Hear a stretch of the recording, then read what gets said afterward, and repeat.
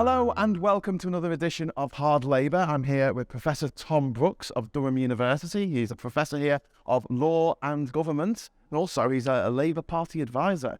And we're going to talk about the citizen test, the citizenship test. This is a bit of an area of expertise for you. You've written a book about it, haven't you? Yes, this is something that is probably my thing. If I have one thing, my in into politics, my into party politics, into various things has been through the test. And the reason is very simple. I have a brief story which I will tell. Okay. I will tell the podcast as to why I care about this. So from my accent, you know me very well. Yeah. You know I'm not from here. You're not from around here. You're not from Durham. My accent, I'm working on it. Geordie. Yeah, exactly. A bit of Geordie, a bit of Shincliffe. No, I'm obviously American, and I've been in the country since. Canadian. No, you sound sensible, and you've got a North American accent. So I take that as a compliment. But I came from the United States via the Republic of Ireland to Britain a few months before 9/11, and so came as a student, and then after I was a student, those student years don't count to being a permanent resident or citizen. Oh, really? Yeah. So even though I was here for 3 years, it was years of residency, as if I was never here at all. What if you're doing medicine, if you're coming here to be a doctor? Or maths or chemistry. So you could do 7 years of study as a doctor, and it wouldn't be counted towards... It is not counted. Oh, I'm learning stuff every day. So your time as on a student visa is just a student. And for those who care, and I know everyone watching will care, if you are on a spousal visa and you've been here 10, 20, 30, 50 years, if you haven't put in your claim to be a permanent resident, some people might be putting in shorter term visa, spousal visas. Again, it's less expensive, each visa, than doing the bigger permanent residency. If you haven't put in your permanent residency, you've been here for decades, and your partner leaves you, and the relationship breaks up, your time is zero, and you're expected to be out of the country, not at the time of the decree absolute when things are finalized. Oh, no. By the decree nisi, which is the first stage of the divorce, you have to be out of the country when the judge certifies that. Otherwise, you're in the country unlawfully. It does not matter how long you were here as a spouse. Oh, my word. The time only counts as a spouse with a subsisting relationship. But that could be another podcast. That could be. That could be another podcast. Anyway, so I came here in 2001, here for 3 years as a student. Those years didn't count. I then started work as a lecturer at Newcastle University, something up the road. And after 5 years, you can then apply to be a permanent resident. But to do that, it costs a bit more than a temporary visa, but then you don't need to get another one, right? Then you're sorted. So I thought, I'll go for that, since I was eligible for it. And so I saved up, going through the form, and I went through this form in October of 2009. And you can find this date, not because I was doing the test, because something happened this very day. So as I'm going through this application form, as exciting as that is, I see in the middle that have I done a citizenship and English language course, which I hadn't, because I know English already. Well, at least I know enough English. A little bit. Or have I done the life in the UK test? I was like, what the heck is the life in the UK test? Famous test. This is the famous test. It's first of all, it's too difficult for a lot of British people to answer the questions. And some of the answers are wrong, apparently. I'm going to give you a long list. So I see that there's this life in the UK test. I thought, what the hell is this? I've never seen or heard of this before in my life. Yeah. And I've been here by that time, by 2009, I've been here about 8 years. Had you done a pub quiz? I've done pub quizzes. And I thought this is like a bad pub quiz, but I hadn't heard anything about it. So I look it up online. I sit an online test. Like everyone else, I failed it. And I felt very sorry for myself. I ordered a copy of the book from the basically the government home office website, and I went home. And it was that night on Question Time, the only night on Question Time, they had the leader of the BNP on. That infamous night in October 2009. And I heard everyone arguing about, well, the BNP are terrible, we don't like their ideas, et cetera, but it's just so easy to get in the country. We need to do more on regulations, we need to do more on restrictions. And I'm listening to all these people. Almost none of them had been an immigrant themselves. None of them had taken the citizenship test. And the citizenship test, of course, didn't come up once in that hour-long broadcast. And I decided right then and there, in October 2009, that I was going to pass this test, because of course I had to, if I wanted to keep my job and stay in the country. And after I passed this test and got myself permanent and sorted, I didn't know who I was going to talk to. I didn't know what I was going to do. I had never done a podcast. I hadn't done anything like these things before, but I was going to be involved. I was going to become a political advisor. I was going to, there needed to be an immigrant voice on immigration things. And it was a citizenship test. It would help enormously. The test was what got me going. Now, So was this test brought in under the previous Labour administration? it was You're saying brought in it's under Labour. 2009. It is a labor invention, and there's some things to say about this. And it's my comments here are going to be nonpartisan to a certain degree. So the big idea of all this stuff, it turns out, when I did research into this, was that 2001 was, the year I came here, was a critical year for New Labour in thinking about this test. And when you ask people, so what happened in 2001 that would make the government reflect very strongly about, worry about integration, about new citizens and old coming together, worried about parallel communities being in Britain, what happened then? Most people immediately jump to the thing that's foremost in their mind. They hear lots about 9/11. Yep. Well, guess what? 9/11 had nothing to do with it. So there you go. Thank you very much. You're welcome. Keep listening, please. The actual thing that figured for folks was the race riots happening in Oldham and Bradford. And Oldham's MP, Phil Willis, Minister for Immigration. Right. Now we see the pieces of the puzzle coming together. So it was in the riots in Oldham Yeah. that he represented in March, I think, or April of 2001, that brought to the government's attention, we need to do something about this. And then what do? And there's this worry about parallel communities, shared values, what do we do about this kind of stuff? And so you might say, well, look, if the answer to all this stuff was to go down the road of a citizenship test, maybe they look at other countries that had a citizenship test, like the United States, that's had one since the 1980s. There's always been a requirement to have some knowledge about American life of some form for many decades. It's older in America. But no, in March 2001, they didn't look at America. They didn't look at America at all. I found this confirmed. America was not on the radar. I don't have a problem necessarily with the idea of, if you want to come and live in the UK or any country in the world, knowing a little bit about They do think language, culture, how things are done, etiquette. I mean, if you're a tourist, I think it's an element of politeness to know that you're not allowed to do X, Y, Z on the Singapore underground or whatever. And you know something about being a tourist in countries all over the world. Yes, yeah. But it's kind of that having that element of respect. But from what I gather from what I've heard about the citizenship test in this country, it's not really fit for purpose. Whose fault is that? And well, why, first of all, and whose fault is it? Well, I think the fault can be placed at a number of different people. So in 2001, in the spring, what happened was Australia published a report on Australian values.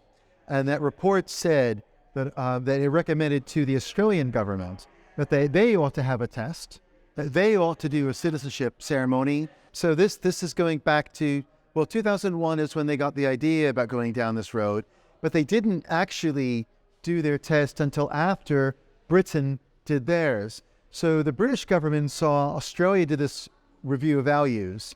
They said, let's do one ourselves. So David Blunkett calls up his old tutor from university, a guy called Sir Bernard Crick. Bernard Crick does this review of Britishness that was mocked a bit in some of the newspapers about, so what exactly is it? And to be fair, the report's findings were very kind of curious. So in Crick and this group of people were... Sorry, is Bernard Crick, was he an academic? He was an academic. Okay, no offense to academic. You're a professor. And I studied at Sheffield. And you hang out with, I assume, other professors. Are they the best people to come up with this test? Well, I'm trying to be as diplomatic as possible here. you can go further. I mean, Crick was obviously British, so he hadn't been naturalized himself. He hadn't gone the system himself, and I don't recall others having done so either. Certainly none of them had done a test because they were coming together to figure out how one could be done.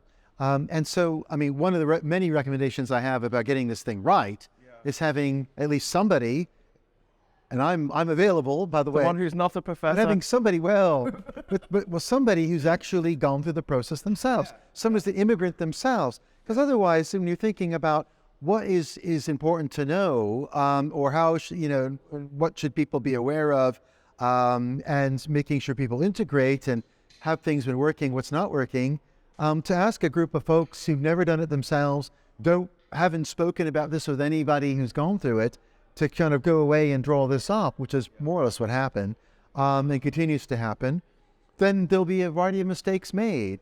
And there's a long list of things I can give, and I'll come to it in a very brief second. But just to say, so what they did was they did their own review. They went around the country. It was a very brief public consultation, and it was kind of hilarious in a way that you'll appreciate. So they go to Scotland, and they say, right, Scotland, what does it mean to be British? And they say, I'm paraphrasing and I'm boiling it down, eating haggis, hogmanay, that kind of thing. Right. Goes to Wales. So Welsh, what does it mean to be British? Welsh cakes, St. David's, and this kind of stuff. Right. Go to the Southwest. What does it mean to be British? Like Morris dancing comes up and stuff like this. And like, what? So Morris dancing, Welsh speaking, haggis loving, folks, is that what it means to be British? And what they found out is that when they were going around to people and asking different communities what it meant to be British, often they were saying about not just what made their community different from France or from Uruguay, but what made them different from the rest of Britain. Like what made Edinburgh not Glasgow, what made Glasgow not Inverness, what made these places all kind of unique. And so what they decided was, through this public consultation, was broadly not to do a lot of the things that they were told, and instead to focus on, instead of one patron saint or one national dish or anything silly like that, that there were these regions, there were these nations, that they were an important part of this puzzle, and focus on public institutions. And so they then hurriedly went about putting this together. Bernard Crick wrote a chunk of the first edition of the test, which came out in November 2005. And this is when we have the mistakes happening. So a variety of mistakes are found, particularly in the history section, of kings going in exile to the wrong country, going from one country to the other when they were actually going the other way.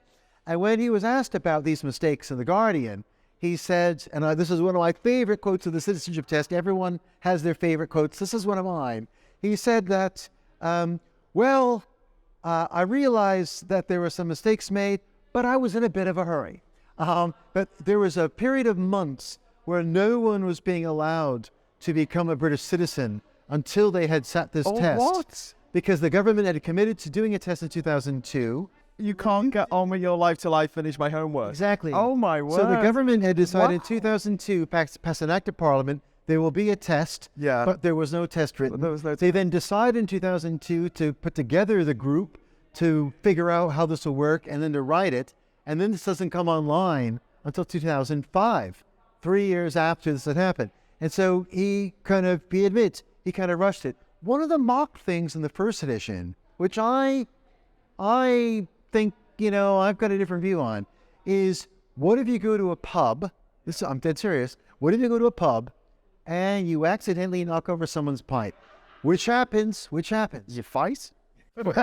Well, maybe, that depends where you're from in the country, I guess. Where you're from, and no further comment on that. But the correct answer, there is a correct answer, according to the test handbook, is you are to apologize and offer to buy another pint. Well, yeah. So this is mocked a bit in some of the newspapers. But anyway, this was in the first test. But that People reported. isn't that the situation?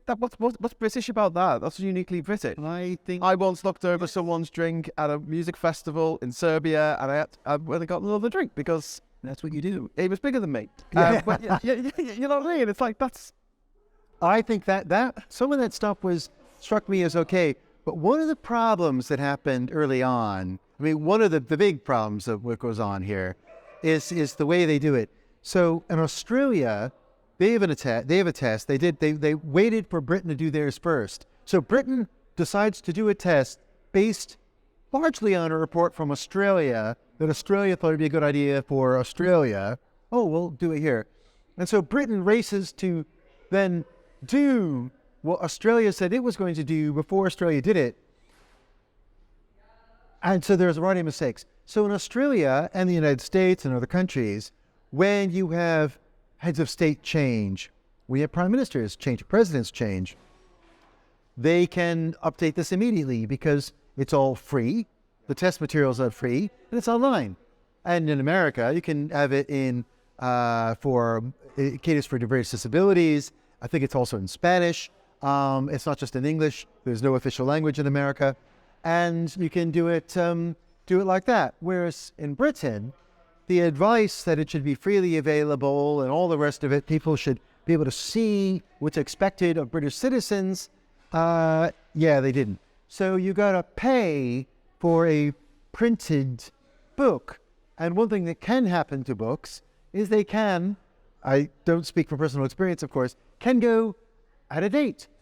So they published this book, 2005, and lots of things changed. They changed the name of government departments. They changed programs. They changed things that are tested. It's not Prince Charles anymore. It's not Prince Charles. And one of the big mistakes. So I'll get on to the head of state, and I'll get on to one of my favorite continuing problems in the test.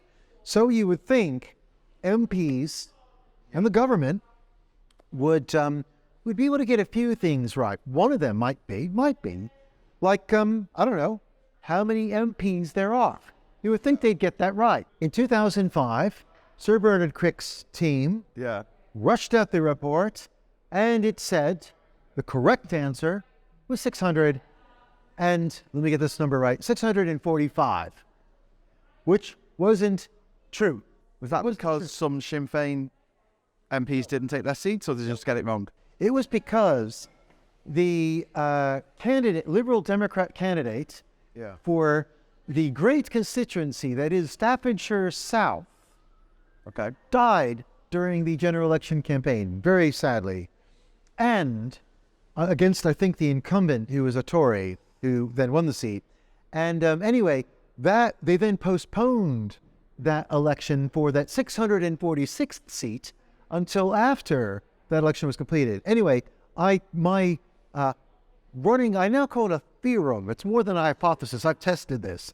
That they just looked at, 645 swore an oath on a certain day. Right. There must be 645. That's the answer. Wrong. So the first edition is testing people on facts about being British that they need to know to fit in with everyone else. Facts that hadn't been tested with anybody based on a consultation that was, I think, flawed. And the facts that they were being tested on some of them were false and increasingly false. So then 2007, they correct it and they note 646. The problem with the 2007 test, which was in force until 2013, is during that time, Parliament changed the number of MPs, but the book kept it at 646, which was true in 2005 when it should have been correct. It was true in 2007, but it wasn't true in 2013. Now, you'll love this.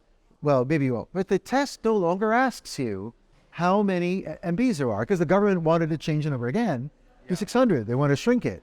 But it does ask you how many members of the Welsh Assembly there are, or how many sit in Stormont, which doesn't sit. So that you have to know that even if you are taking the test in Liverpool Or I wasn't know that. Would you watching at home? Would you know that? How many seats are there in Stormont? okay, well, we're waiting, and also for Scottish folks listening, Scottish Parliament is also included, so you should feel very included. Now, anyone in Northern Ireland's come up a couple of times. So for those in Northern Ireland, if you want to get angry, let me help you. So there's one bizarre thing in the current test is it includes 5 telephone numbers. One of them is the National Domestic Violence Helpline.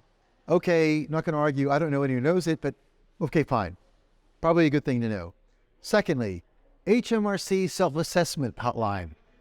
Very important. I do a self-assessment and I don't know that number. Well, you do it online, but yeah. But anyway, that phone number is in the thing. My word. But why I'm smiling is because of the other 3, not because of those 2. The other 3 are the front desks of the House of Commons, the Welsh Assembly, and the Scottish Parliament. So it's explicit. So you can organize a tour. You can have a tour and walk around and check it out. Now, if you're in Northern Ireland, you're obviously stamping your foot and furious because they forgot to include the number for Northern Ireland. And for those who say, but Stormont's not sitting, in the test? it is. You can do tours of Stormont even though it's not sitting. So just to get that clear, and there is a telephone number, and I'll offer it in my report. Is this in the test? It's in the test. They expect you to memorize those numbers. This is something that 99.999% of the British population do not know. I dare say folks who man the desk don't know the number. But Yeah. I don't know anyone's number these days. It's just all stored on my phone. exactly, or you just kind of Google it. Yeah. So those numbers are there. And Okay. you've got other bizarre stuff. Go on, keep going. So I know. So this is the evolution of this test yes, that came in kind of 2005, was it? 2000. that's the first version. Yeah. Then they updated it in 2007. You took it in 2009. I did. So I took that second version of the test. Okay. And that was at a time when I was angry watching the BNP on TV and everyone saying how easy it was to get through. But I thought none of you folks on the television could possibly pass this test. Yeah. Turns out many couldn't. I know from a member of the House of Lords, who I should leave nameless, he said to me that there were 9 politics professors who were sitting in the House of Lords around 2005, and they were each given the citizenship test to see if they could pass it. Now, whatever one's views are of members of the House of Lords, professors of politics, okay, you would think they would get government, they teach citizenship, you would think they get some of these essentials, and they've all lived here a long time. Anyway, only 2 of the 9 apparently passed. Now, I heard this anecdotally from a very close friend of the guy who wrote it. Only 2 of them passed. And that was evidence to this person that tells you everything you need to know. If people sitting in Parliament can't pass this test, people who are professors of politics can't pass the government bit, then what is going on? That is really bad. So then why are people failing? Like, what is the problem here? Well, one of the issues is that it's published, it's printed. And so when it's printed, they traditionally then don't change it until the next edition. And they only do one every so many years. So the current edition was originally done in 2013. It notes that Margaret Thatcher is still alive. The government chapter dark days. has a large picture of Her Late Majesty the Queen. That's the head of state. And it hasn't been updated to note that she's not. Is this online? Is this online? Do you do the test online, or do you have to go somewhere? You have to go somewhere to a testing center. Oh, I should give these fundamentals. Is it on paper or? Oh no, it's online. It's a test online. Yeah. You do it through a private provider who delivers this on behalf of the government. It is £50 a pop. You pay before you arrive. You got to go to a special center to do this. Special center to do it. The closest to where we're sitting right now is in Newcastle. Broadly across the street from Newcastle General Hospital, where I told friends I would have to be admitted if I had failed the test, given that I do tests for a living, and my passion for this. So you do it that way. It's 24 questions, multiple choice. You have to get 18 or more of them correct to pass. But when you take it, they say, "Hey, Graham, is Graham here?" You pass or you fail. They don't tell you you got 21 or 24. They don't tell you the score. They certainly didn't tell me the score. They now tell you, well, Hughes, you ought to look at that section on history a bit more carefully. They'll give you some indication of what areas you might have done badly in, but they don't tell you what is correct or what questions you got wrong or anything like that. But what if they get the questions wrong? I've heard that Phil Morehouse was saying that one of the questions was, how many times a week is the national lottery drawn? And it's true, it's on Wednesdays and Saturdays, and it has been for years. But on the citizenship test, it came up as one, because it used to be once a week. Well, because it tests you on how things were at the date that the book was printed and not afterwards. Now, This is online. It's so easy to change. well, It's so easy to update. and to my knowledge, just about every country in the world does that. The American test, lots of things not to like about it. One of the standard questions on the test, and the Americans publish what all their questions are and what the answers are. So there's no mystery about what kinds of things you might actually be asked on the day. Its answer is Joe Biden, and people cannot like it, but it's Joe Biden. And after the election, they can change it, and they can change it to if it changes to the next person, and that is the answer on the day. You're expected to know it, and it's all online and all the rest of it. But in this country, Do you have to go somewhere in America to do that, or can you do it at home? you have to go somewhere to do it. But if you fail it in America, you can redo it for free. Oh, really? Okay. Yeah, they don't charge you again. Whereas here, They charge it's you 50 again. quid a Of course, go. Of course they do. And I'm expected to know the answer to these kinds of trivia, but the person, I do not know the name, but the person who has failed it the most times before passing on record, failed it 118 times before passing on the 118th time. 50 quid a pop. 50 quid a pop. Oh my, Do the math. oh my word. That is, yeah. Okay. So what are the sort of questions you get asked in America then? Are they easier? It's not like the number of the national UFO hotline. Yeah. Well, even under Trump.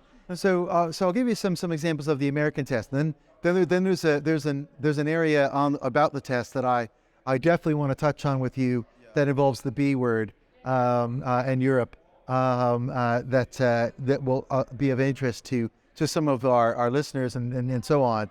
So the American test, I think that the Americans get lots of things wrong. And I didn't know anything about the American test until after I had to do the test here. So I don't come as just because I'm American, it's not something I knew about or studied, anything like that before I came here. But the American test says simple stuff. It's nonpartisan.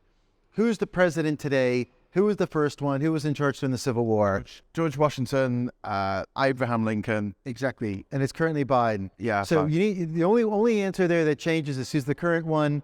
And to some degree, if you don't know Washington and Lincoln, to some degree, given that they both have massive monuments and are a very big part of Americans' historical story. What's the toughest one that you've come across on the American tests? One that will stump Americans? Okay, well, the toughest, well, I don't know if it would stump Americans, but the toughest question, I think, for Americans, we're not raising the bar very high here, is name one of the two longest rivers.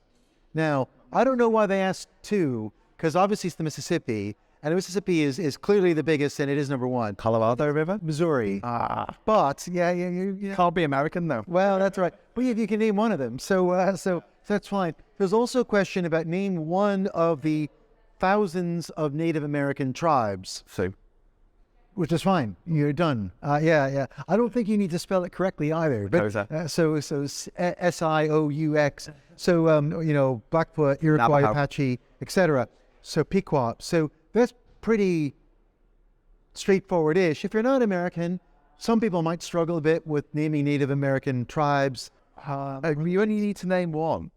Yeah, only need. That's, yeah. So from Come on, that's not the phone number. Oh, no. Well, what I like about it is that nothing about the American test is meant to trip you up. All of it is fairly basic, and it's nonpartisan. Hang on. Is this a money-making scam then? In Britain, Yeah. in Britain, well, the government will not say how much the PSI, formerly Learn Direct, earn from each of the 50 pound a pop things. But one thing I discovered was this. So they say they can't because commercially sensitive, et cetera, et cetera. However, there is what I have called the 7-day rule. Now, you've got the offside rule in football. You have the 7-day rule of citizenship tests. If you fail the test, the guidance has been, since the test was launched, and this is in the official Home Office guidance, you cannot sit the test for at least 7 days. Got to wait a week before you do it again. Anyway, it turns out when the immigration minister said that someone had failed the test 118 times before passing, that this person had done so, whoever it was, in 2015 and 2016. Now, with due respect to the front bench minister who asked the question, thought, well, Thom, here's the answer. Thought you'd be interested. Of course I was. Nothing stood out from that as, oh my God, the Home Office guidance is not being followed by a procuring private company. But to me, I saw blinking red lights. And I just... So there's a private company making money out of this system, which is designed to trip you up. So it turns out you couldn't do the test according to the Home Office guidance. Yeah. In 2015, 2016, more than 104 times over those 2 years.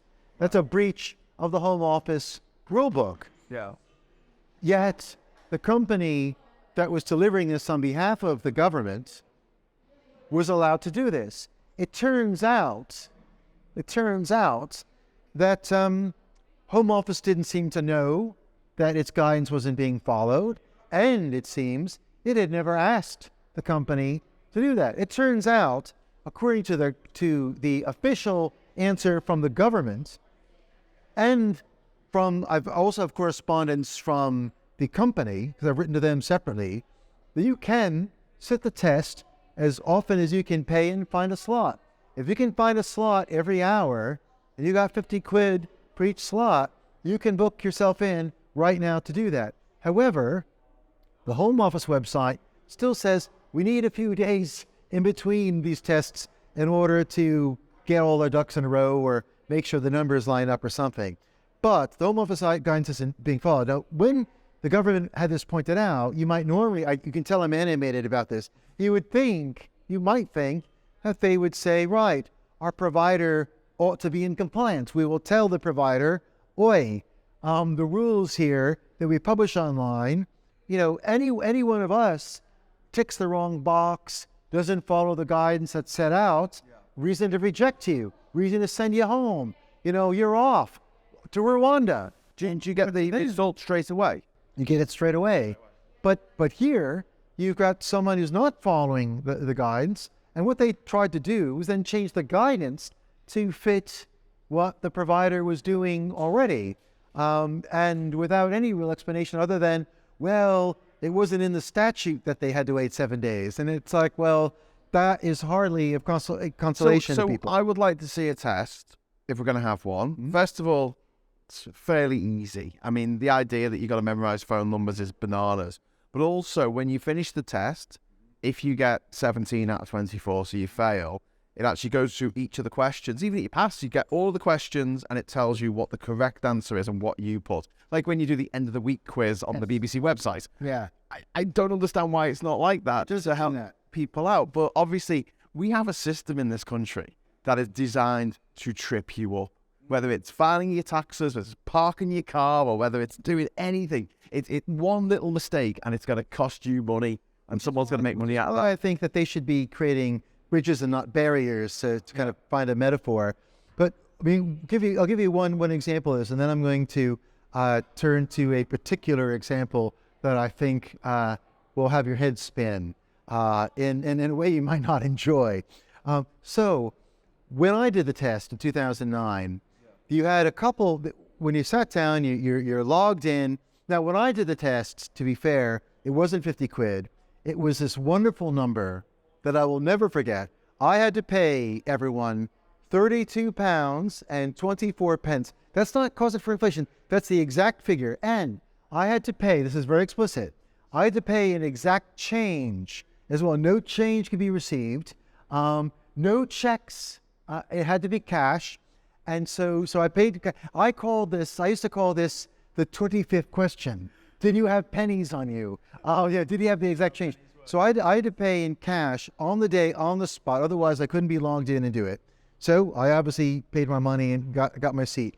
So I sit down into my little booth, very much like doing the theory test for driving.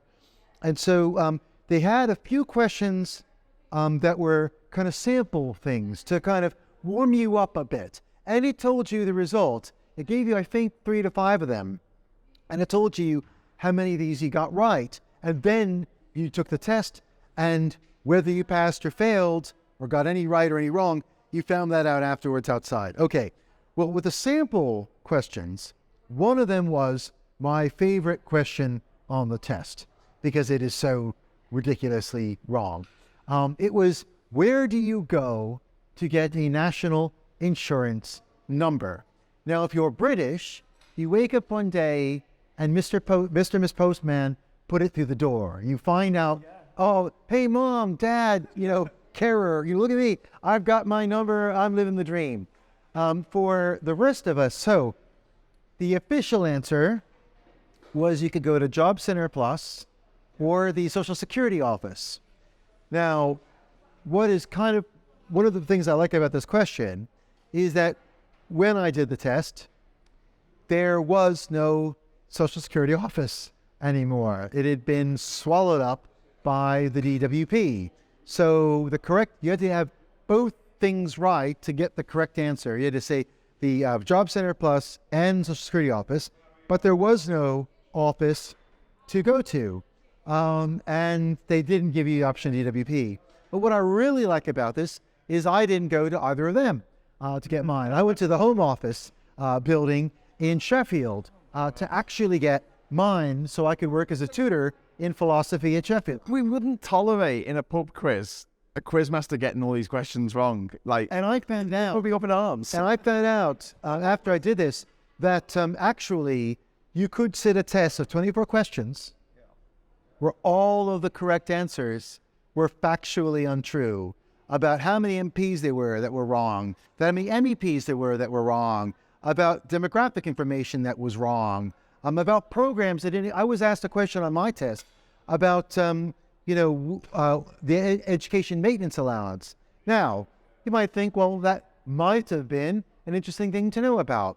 However, when I took the test, there was no education maintenance allowance. It had been stopped. The plug had been pulled.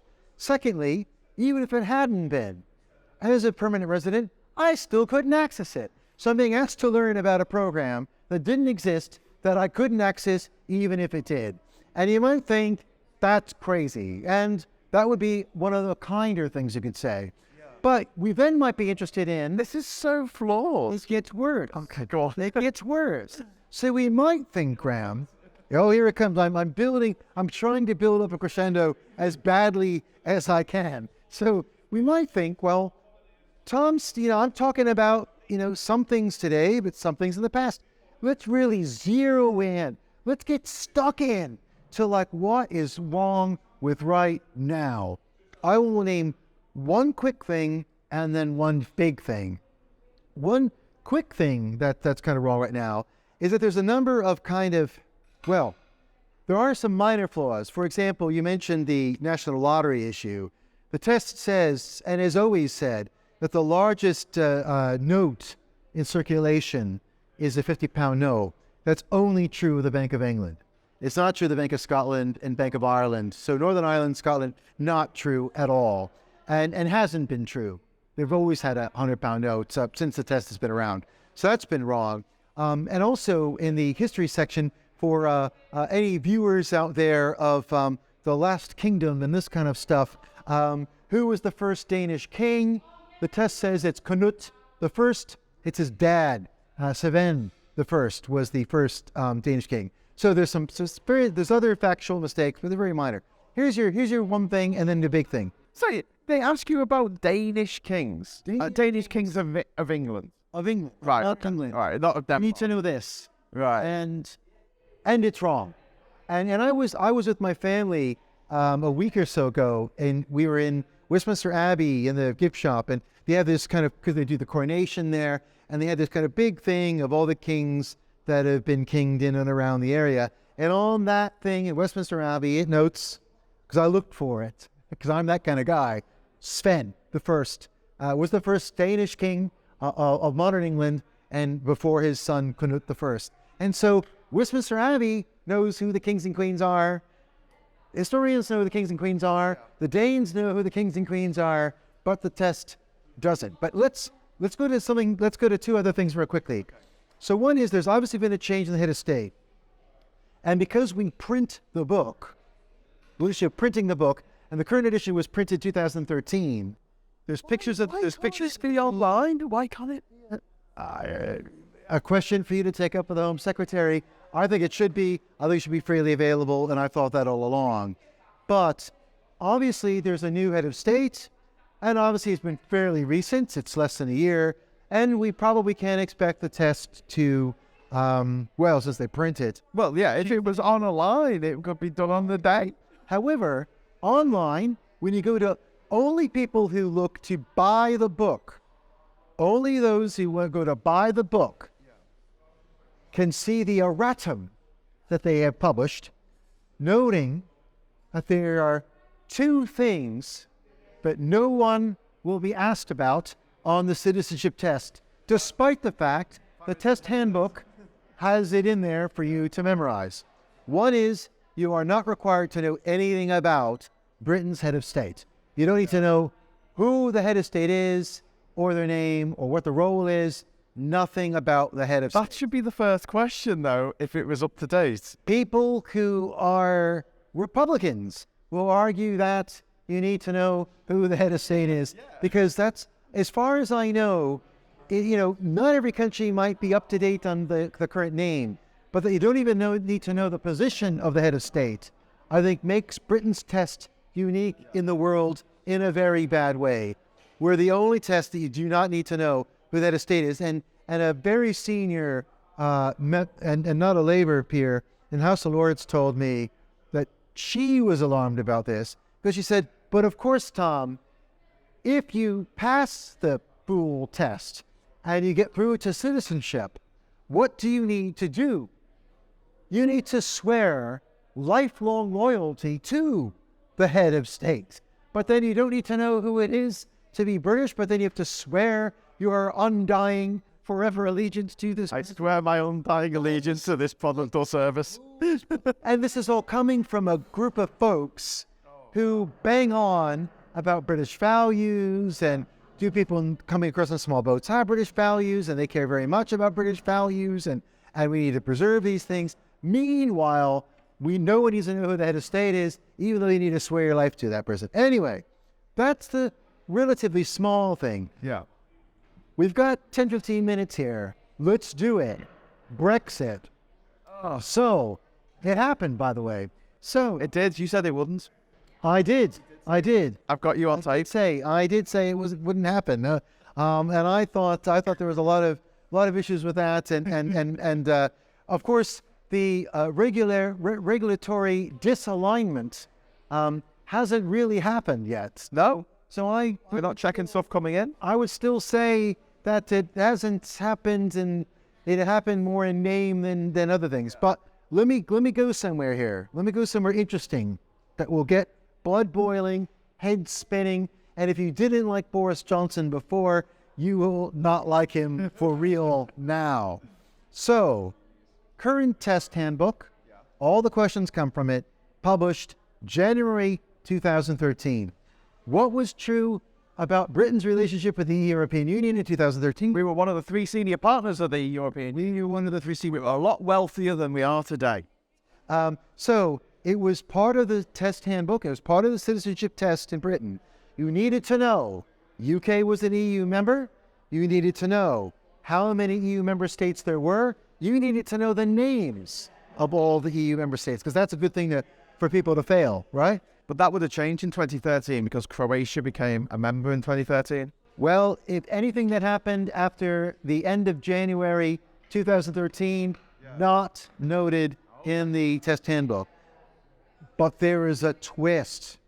So, I advise the Labour Party.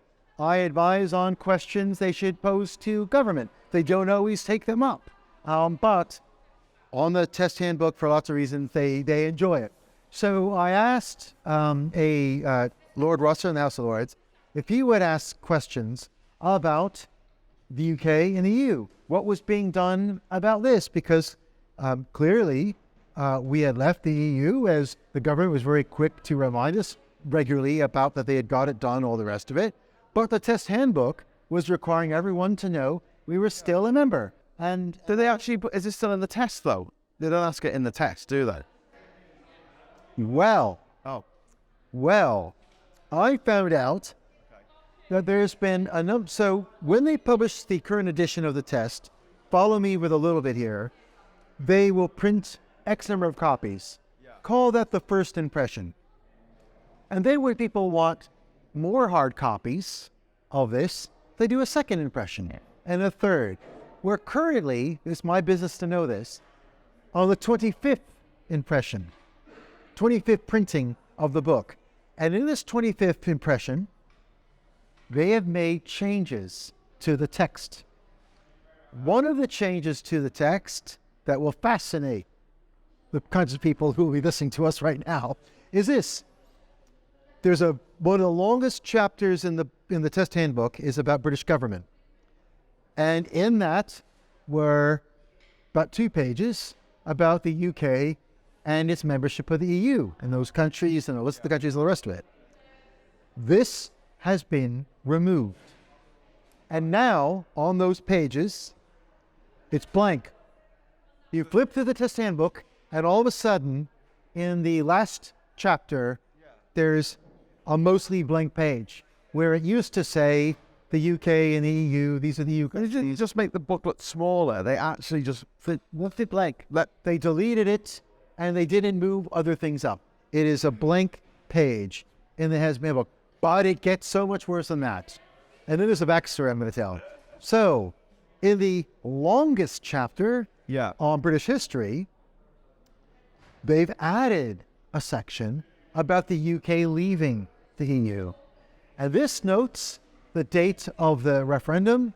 It notes the vote, 51.9%. It goes to decimal points on this as well. the overwhelming will of the people. It gives the date that this thing happened.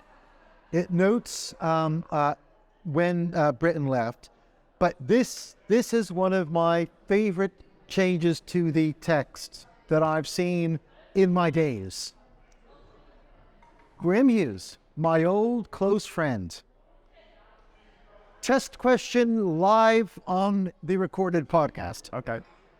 There are only 2 prime ministers in British history that all new British citizens are required to know the exact date, day, month, year they became prime minister. Who are those 2 prime ministers? I'm going to enjoy my cappuccino. Well, What 2? If you could choose 2 from British history. if I could choose the 2, well, the 2 that I think are on the test. Either one. The 2 that I think are probably on the test are going to be Winston Churchill and Boris Johnson. 50% right. Margaret Thatcher and Boris Johnson. 50% right. The answer is the only 2 prime ministers in British history that anyone must know when the exact date they became prime minister. Not Churchill, not Attlee, not William the Younger, not Blair. I said the B word. Not even Liz Truss.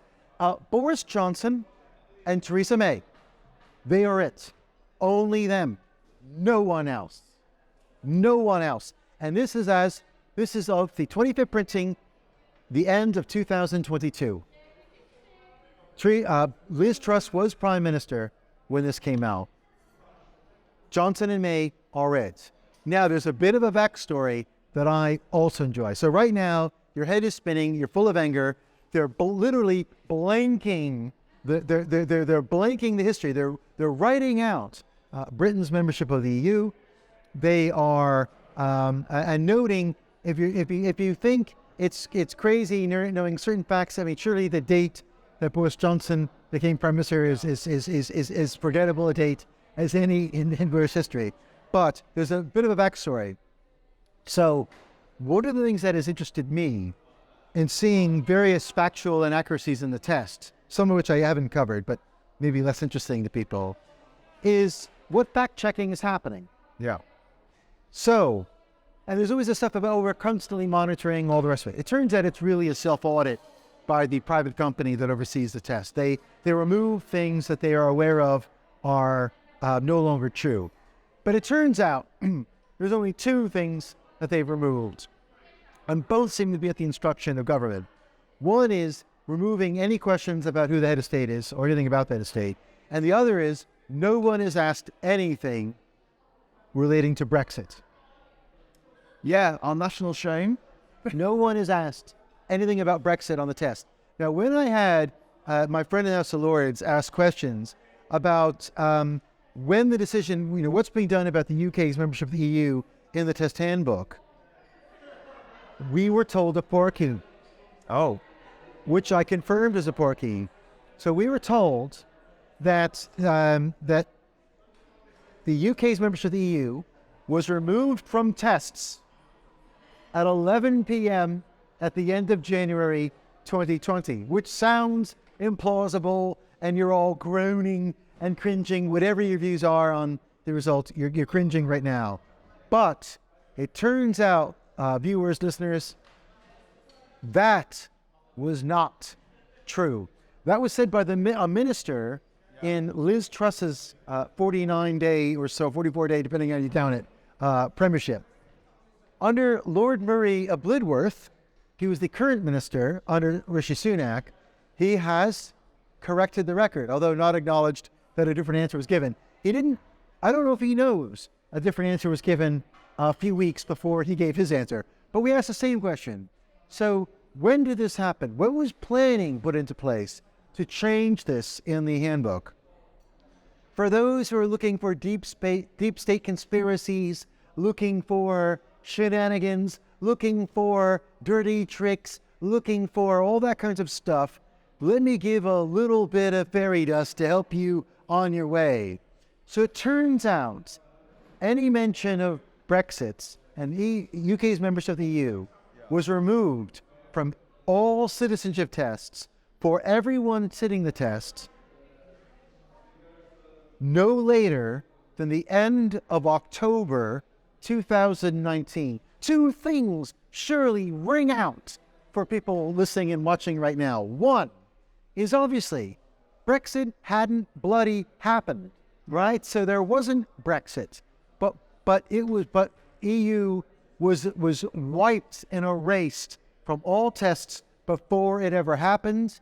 And what didn't happen in October 2019, we all were expecting the general election, but the general election was not actually called until November 2019. So before there was even the election to try to tell voters we would get Brexit done, and then a vote, and then EU would remove all the rest of it, until any of that had happened, till any of that was in place, it was already scrubbed from all tests for all people applying for permanent residency or citizenship, and has remained so since October 2019.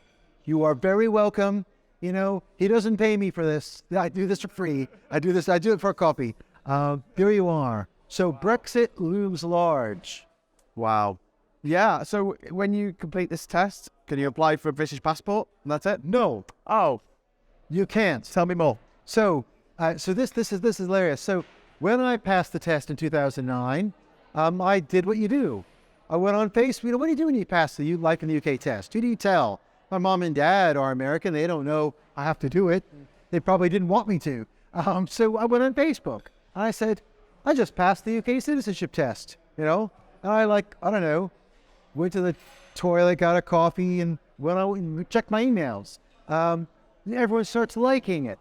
And I started getting all these comments about, oh, congrats on being British. And I said to all my British friends, how little do you know about being British? Now that I have passed the test, all that does is it's giving me a certificate, though it doesn't do that anymore. You just get a number now. But I got a blurry certificate that allowed me to apply, wait for it, for permanent residency, not citizenship.